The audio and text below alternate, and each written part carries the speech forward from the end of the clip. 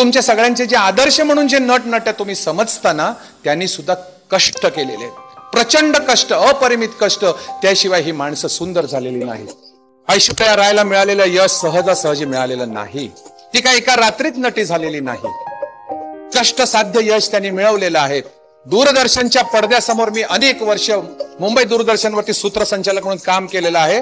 प्रखर दिव्यापुढे काम करणं किती कठीण असतं या वास्तवाची मला कल्पना आहे. अनेक नट्यांना मी जवळून ओळखतो. 16 तास काम करावं लागतं, वाटेल ते खावं लागतं, वाटेल तिथलं पाणी प्यावं लागतं. अनेकदा रिटेक्स होतात, संताप येण्यासारख्या गोष्टी फिल्म इंडस्ट्रीत घडतात. पण हे सगळं सगळं सगळं बाजूला ठेवून चेहऱ्यावरती असं हास्य दाखवून ते तुमच्यासाठी कामं करत असतात, कष्ट असतात. हा आणखीन एक माणूस बघा, खरं या वयात आणि घरी गप्प बसायला हवं नाही का? मुलापेक्षाही आज जास्ती कामं त्याच्याकडे आहेत. आयुष्यामध्ये इतके अपडाऊन झालेले आहेत, पराभव संकट आयुष्यात अनेकदा आलेले, अगदी अपघात सुद्धा झालेले, मृत्यूच्या दाढेतनं हा माणूस बाहेर आलेला आहे.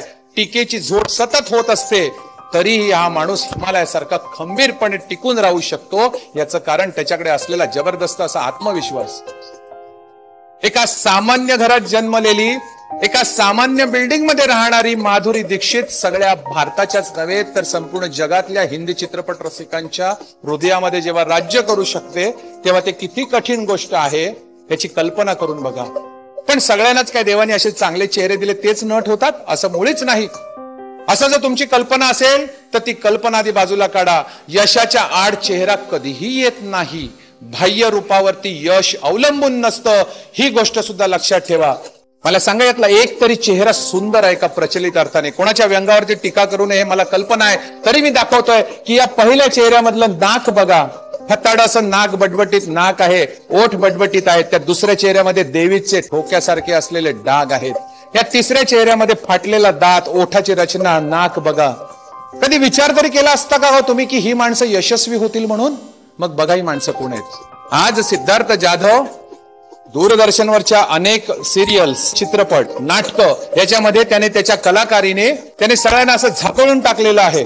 चेहरा त्याच्या यशाच्या आड कधी आला नाही. ओमपुरी बद्दल तर मी बोलायलाच नको, कारण त्याच्या अभिनयाला दाद तुम्ही सगळ्यांनी दिलेली आहे.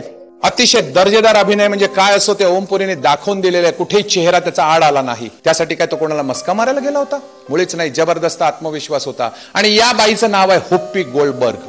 तुमच्यापैकी जे इंग्रजी चित्रपट बघत असतील त्यांना कदाचित कल्पना असेल की अभिनयाच्या क्षेत्रामध्ये ही बाई इतकी पुढे आहे की ऑस्कर पर्यंत गेलेली ही बाई आज हिचं उत्पन्न ऐश्वर्या रायच्या 11 पट अधिक आहे. आता मला सांगा, ऐश्वर्या राय सुंदर आहे का ही हुप्पी गोल्डबर्ग सुंदर आहे? तेव्हा सुंदर असणं किंवा चेहरा काहीतरी वेगळा असणं म्हणजे यश नव्हे. तेव्हा बाह्य गोष्टींवर यश अवलंबून नसतं. हा यशाचा एक महत्वाचा नियम लक्षात घ्या.